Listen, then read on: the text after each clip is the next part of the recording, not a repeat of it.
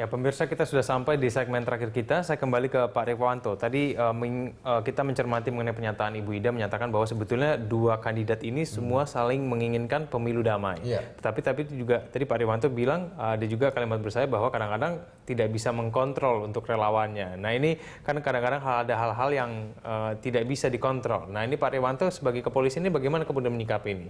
Ini kan berjalan ya, bergulir. Jadi menjelang tanggal 22, masih ada 3 hari lagi ini. Kita harapkan dari masing-masing pimpinan-pimpinan relawan ya, kemudian dari pasangan calon juga itu sudah bisa meredakan dari para relawan-relawannya. Jadi masih ada waktu ini.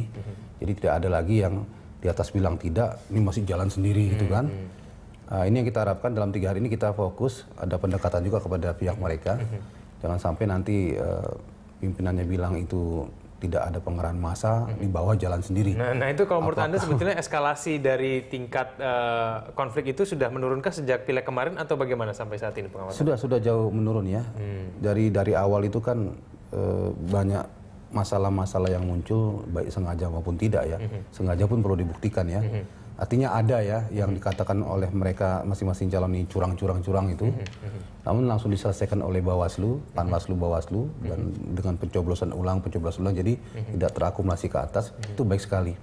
Nah, setelah semuanya meyakinkan, formulir C1, formulir yang lainnya, prosesnya berjalan dengan baik.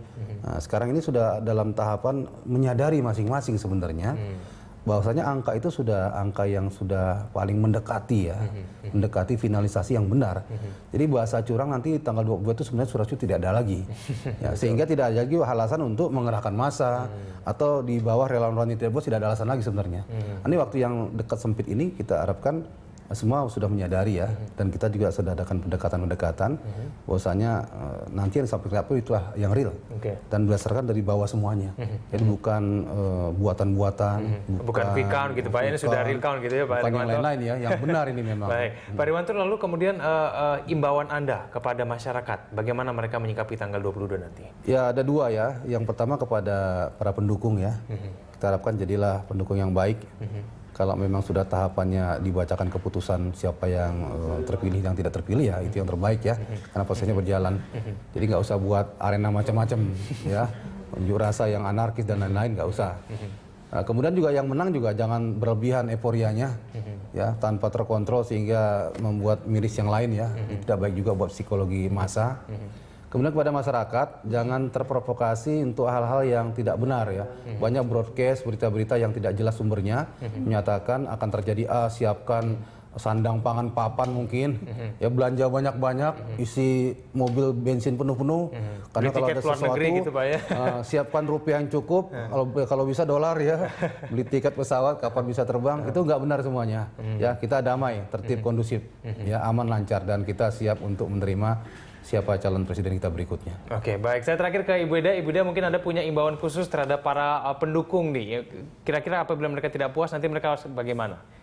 Ya, yang pertama kami menghimbau kepada masyarakat yang memang berminat untuk mengikuti proses rekapitulasi di tingkat nasional ini untuk dapat mengikuti proses ini secara tertib.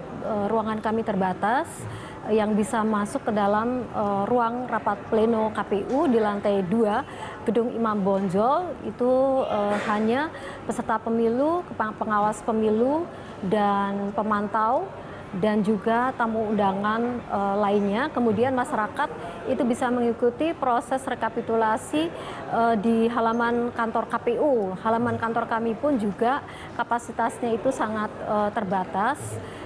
Kami mohon kerjasamanya agar semua proses ini bisa berjalan dengan lancar, diikuti rekapitulasinya sesuai dengan tata tertib yang ditentukan oleh Komisi Pemilihan Umum. Dan kemudian juga kami berharap hasil pemilu itu dapat diterima oleh masyarakat dan juga oleh peserta pemilu apabila masih dipandang perlu untuk meminta akuntabilitas penyelenggara pemilu. Ada mekanisme yang sudah disediakan, yaitu melalui mengajukan sengketa perselisihan hasil pemilu. Meskipun kami juga tidak berharap adanya sengketa di Mahkamah Konstitusi, kami sebagai penyelenggara sudah berusaha semaksimal mungkin untuk merespon setiap permasalahan di setiap jenjang penghitungan dan rekapitulasi. Baik, Ibu Ida Budarti, terima kasih telah bergabung bersama kami. Selamat siang, Bu.